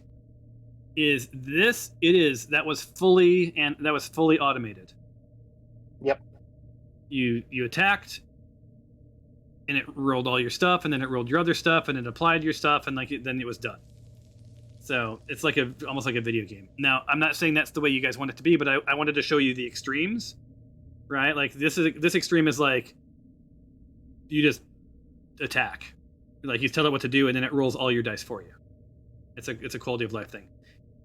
We can set this for every level between, like that you roll the attack and then you roll the damage, or that you roll the attack and like you manually apply the like you can do all of this automatically. So be thinking like, how automated do you want it to be? But it's automated for the entire team. So like you guys have to agree like collectively. Do you know if it rolls the damage even if you don't hit? That's a weird question, but like I'm thinking of this scenario, a few of us are blessed, which means we get to roll an extra D4 on attack. And I don't know if this is, I'm guessing this doesn't account for that. And so we would have to, I don't know. You see what I'm saying? Like, I wonder how smart the automation is with other. I think we'll find out. Yeah, because that's a good question. Yeah. Because I have an It'd override. be worth testing. So I have an undo button and an apply button. So like I could right now, I could half it, I could double it, I could heal it back up. Right? Okay, cool. Let's see what happens. Yeah, so I think it'll be really interesting to see once more people are in the room. On that note, end your turn, my friend. Yep. Oh, thank goodness, it's a mummy's turn. Could I possibly curse you in 2 different games at the same time? He asks. Someone said you want your mummy. So the mummy comes and attacks you, so I have to target you. And attacks you with... Sorry. What button do you hold to target? Shift? I just clicked. I didn't hold a shift or anything. Okay, So you- if in the combat tracker, I found the easiest way is in the combat tracker, just click the little target button on whoever you're trying to hit. I don't have a little button. Oh wait, hold on. So it would be, who is that? That is. Oh no, that says ping combatant. Never mind. Yeah. Okay, so I think if I right click over him, there's a target. There it is. So right click and to the left is target. Now he's targeted. And the mummy is going to hit you with, wait for it, Rotting Fist. Oh, solid attack. Yikes. Jesus, what the? Holy. So the mummy attacks you with Rotting Fist. If the target is a creature, it makes a Constitution saving throw. So it did all this automatically. So I'm just trying to unwind what just happened with all of those dice. So does he have to do a Constitution saving throw, or did it do it automatically?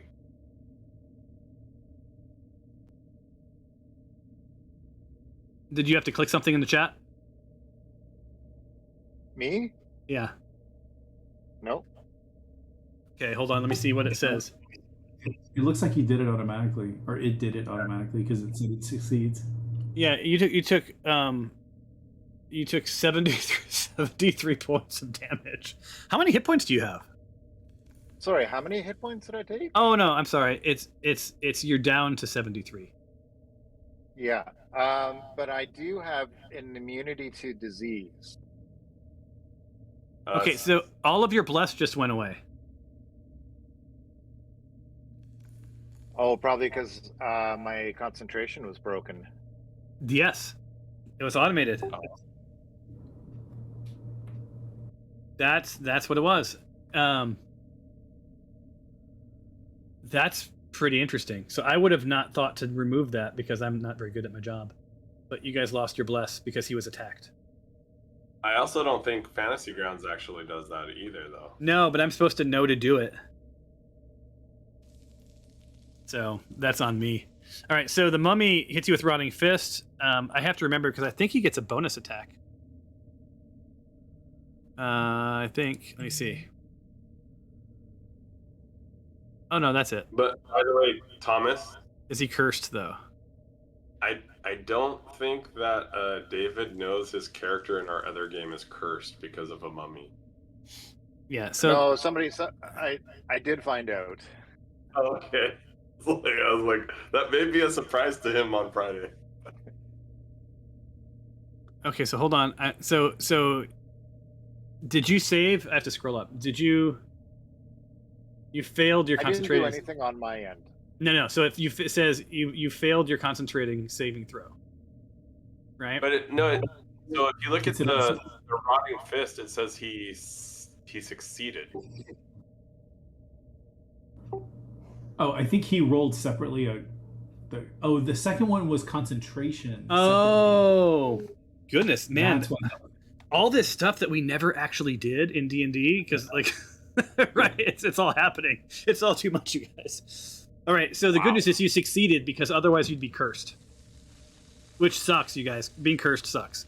On that note, Mummy ends his turn. Abasi. The fuck does Abasi do? It's all of this stuff is automatic. Wow.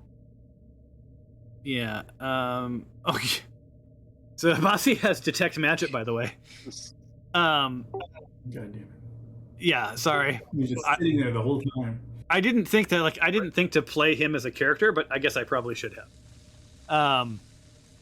Locate object. Willing creature you touch. Okay, so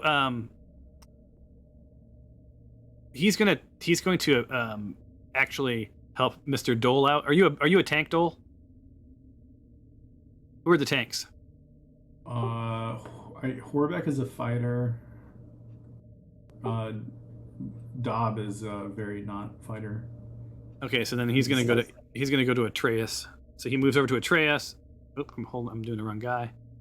Yeah. Abasi moves over to you. Sue is not a fighter. Obviously, she's a bard, and Atreus is. I'm sort of a mix. I'm a bard monk, so I do have a little bit of fighting, but I wouldn't say I'm a tank or anything. So who's your tank? I am a bit of a fighter. I've got a strength of 19.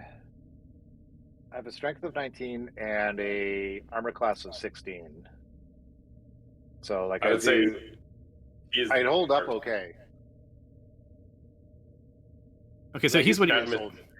So he's okay. So he's not going to do that. So he's going to untarget. So what he's going to do, for his action, he stepped into line of sight, right?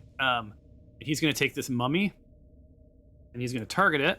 Right-click target button, and then he's going to use the hunter's mark. Oh no, that's a bonus. Hold on, I can use this as a bonus. So he's going to use this 5 feet. Just had a World of Warcraft flashback. Hunter's Mark. Yeah, it's the same thing. Take magic. He's using Sacred Flame through the door.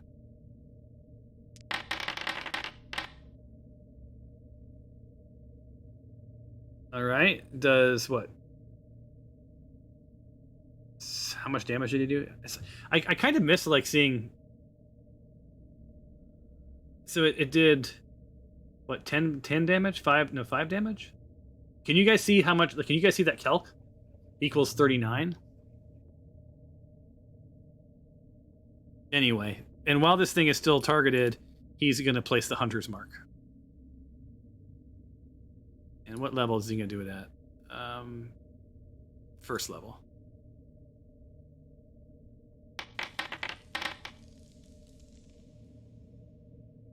So now this thing will have an additional, I think, 1d6 of damage applied to it. He's going to back out and end his turn.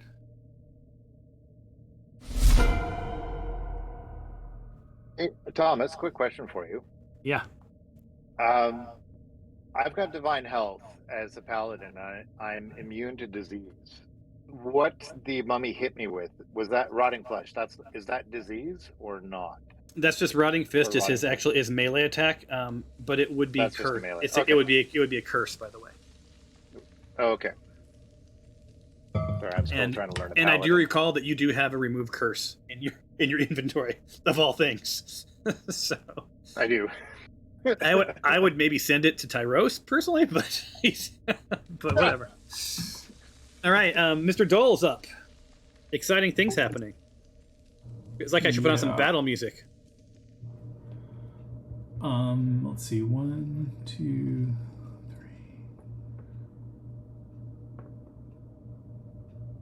3. Oof. I don't feel like there's a great way I can get in the room and be able to do anything. Am I gonna take half movement getting past Horvath? What's that? To squeeze past Horvath, do I need to? Am I gonna is it half movement or something? Yeah. So I'd make you take how far is your movement? 25. All right. So I would make you consume probably 5 to just get past. So you'd have 20. You can move 20. Let's see. So 1, 2. Yeah, you make it there. There's a measure tool. If you want, the measure tool is a ruler, right? So. Oh. Cool. Yeah. So the mummy on top of the mummy is 20 feet. So in front of the mummy is 15. Oh, nice. Oh, and by the way, while I'm there, just before you go, the icon below it is select targets. You push it to select your targets. I forgot this toolbar is here because this is a not Fantasy Grounds thing. Right? I forget there's a toolbar. Oh. All right. So I think what I'm gonna do is, this could be suicide, but I think I'm gonna try to get into the room and just hide in the shadows in the corner. So I'll basically go in and hide. Oh, my garage door's opening up. It just freaked me out. So you're going where now? I'm gonna go. I'll just do the move and then hide. Okay. And you can still drag your character, by the way.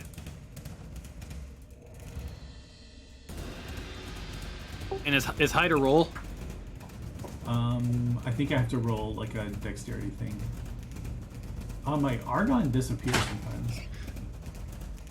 Yeah, click your character again. And then click the if it disappears, just click the swords and bring it back. I wish you could just keep it up all the time. That should be an option.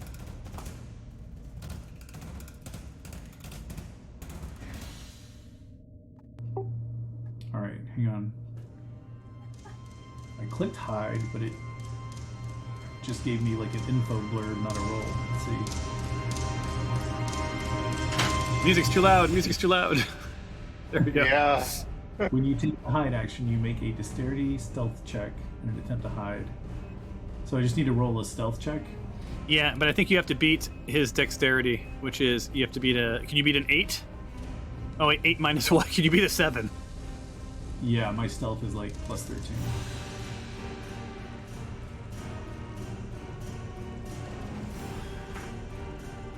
Oh, I gotta look at the chat window. Oh, good sweet Lord.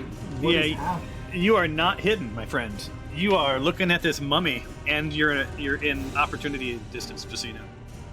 It's like the one thing I should be able to do. Oh wait, but you got a 15. Yeah, Oh yeah, plus 13, you oh, said. it's true because I have so many bonuses. Yeah, Yeah. basically unflubbable. Okay, well I'm hidden, and then I'll turn here. All right. All right, we've got Atreus is up. All right, let me.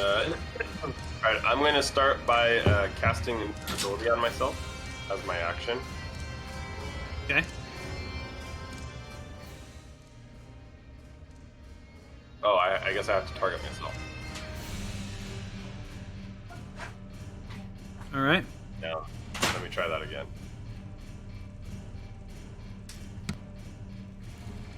Oh, well, I can't cast it on myself?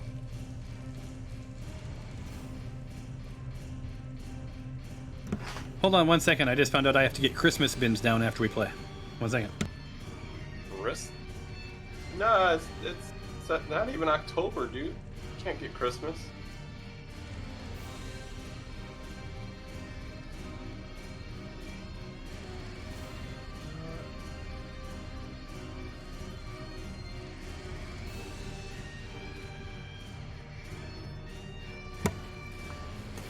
Oh, okay. Sorry, guys.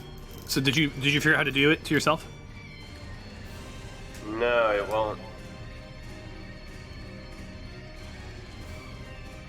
So I target myself and then I hit invisibility.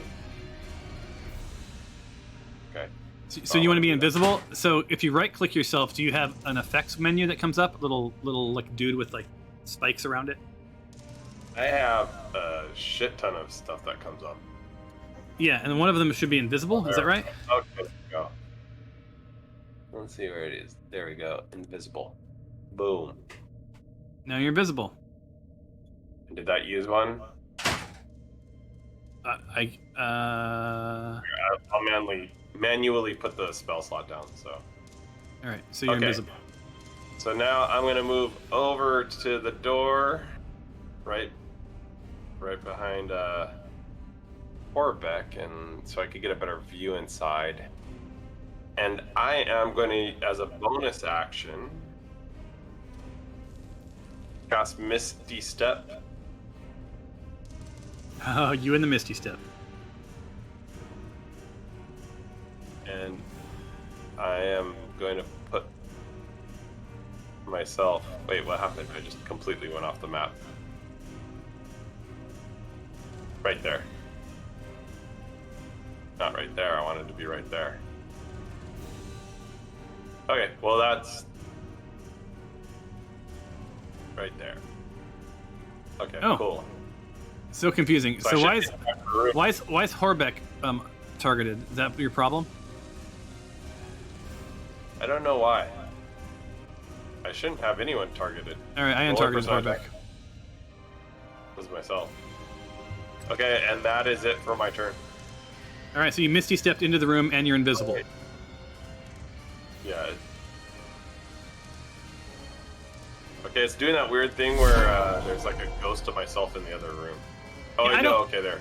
I think that's just a reference. Okay, so I think that's a reference. So like until your turn's over, you know where you started. So you weren't like, oh, I didn't mean to move there. Yeah, But that's what it looked like happened. I'd like to turn it off though. But all right, so it's Sue's turn. Okay, so what I'm what's going on? Okay, I have a weird, it looks like it's still trying to do Misty stuff from before. Oh, you know why? Okay, hold on. Oh. Yeah, so I'm having a weird thing where because my last character cast a spell, I can't click on Sue. Like, it's still trying to do Misty stuff for some reason. Is it still your? Are you in the right turn? It is Sue's turn. Yeah. Okay, so what do we want? Are you trying to move Sue? Yeah, I was trying to move her up to behind the door. Right Like, here. just behind, yeah, right there. Okay. But oh man, I can't even activate her right now. That's What do you want her to do? So what? Okay, I'm gonna do something a little bit complicated if you'll let me. What I want to do is Okay, I wanna sounds light- perfect. I want to light the candle. She has 5 candles. I want to light a candle so it's on fire. Then I want to cast Mage Hand, and have the mage hand take the candle and light one of the mummies on fire. Cool. Lighting the candle will be an action. Okay, so that's what I was wondering if that would be an action. Yeah, yeah. You're stringing. You can light it for next round. Okay, hold on. I'm gonna look at something else.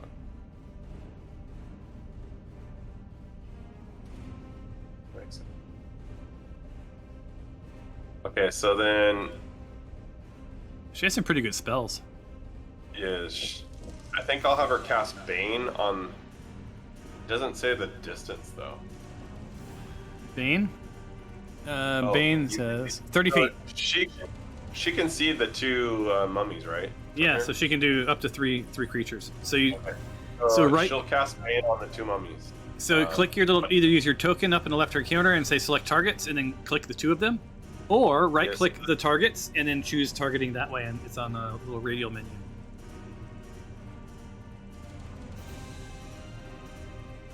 Are they both targeted? I can't tell. You tell me. Yes. Well, I can't really do a whole lot because it's still stuck. Oh, with, I have to do it. Okay, so I've just targeted them for you. There's some weird thing going on where because I'm controlling two characters, it's still trying to cast my last character's spell. Got it. So some weird thing is confused.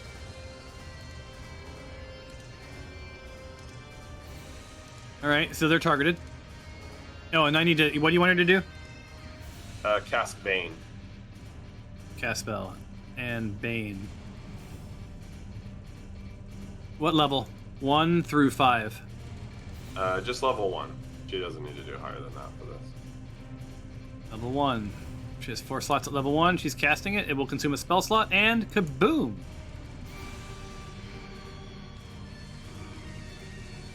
Cool. And I think because she can't push through the door, that ends her turn. Okay, so you guys do additional damage on them, right? Yeah, so it basically they have disadvantage on any attack rolls. If there makes an attack roll or something. And do you want to use her bonus? No, because I don't know enough about a bard yet to really pick something. So I'm just gonna end her turn there. Okay.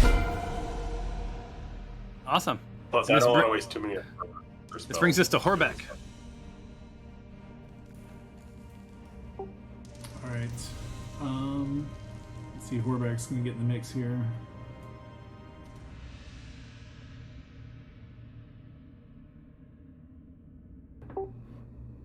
And let's see. How do I select a target? Oh wait, Okay. never mind. It's the button up top. Yeah. You can also right click and then choose target that way too. Yeah. Got it. One of the things that I read that's hard for Fantasy Ground users is we're so not used to things being obvious. Like we never right click on stuff. Oh, this mummy's Let's bleeding. I hit 412. Nice. There you go. So yeah, awesome. Nice hit, and you still have some movement left if you want to move anywhere else. Let me explore my bonus moves here.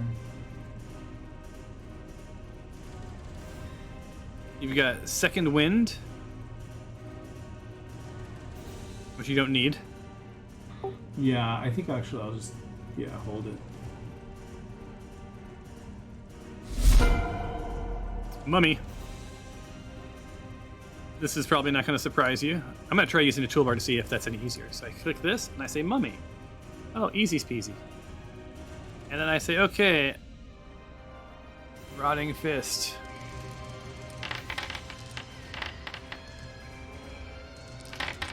Miss. So it's a miss. No targets to save. 17. So that was it. That was that question we had earlier. Is like if you miss, does it do it? Right. So it rolls it, but it doesn't apply it. So there you go. And that, as a reaction, the mummy attacks with the running fist. Yeah, so I don't have to do that, and then that ends the turn.